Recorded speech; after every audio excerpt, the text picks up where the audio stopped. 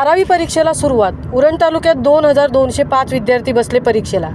राज्य मंडळातर्फे घेण्यात येणारी 12वीची परीक्षा बुधवार दिनांक 21 फेब्रुवारीपासून सुरू होत असून या परीक्षेला महाराष्ट्रातील एकूण 15,13,909 विद्यार्थी परीक्षा देणार आहेत. उरण तालुक्यातून या परीक्षेसाठी 2205 विद्यार्थी परीक्षा देत आहेत. उरण तालुक्यात एकूण 3 परीक्षा केंद्र आहेत. GEI native institute Uran, काळूशेठ Dhaku खारपाटील विद्यालय चिरनेर आणि तु.ह. वाजेकर विद्यालय फुंडे या परीक्षा केंद्रावर परीक्षा घेण्यात येत आहे.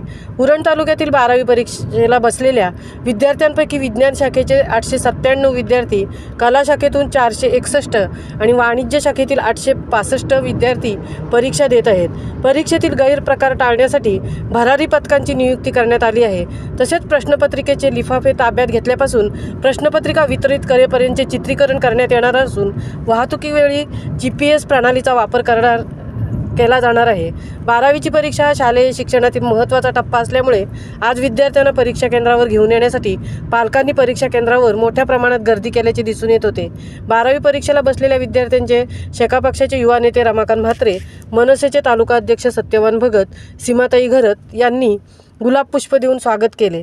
तसेच त्यांना शुभेच्छा दिल्या. महामुंबईसह अनंत नारंगीकर, उरण.